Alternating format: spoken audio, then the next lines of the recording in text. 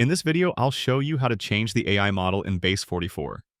Once you're inside your project, look to the bottom left corner of the screen. Here, you'll see a small cogwheel icon.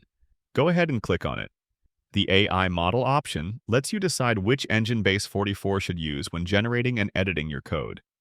By default, Base44 may start with one model, but you can easily switch to another.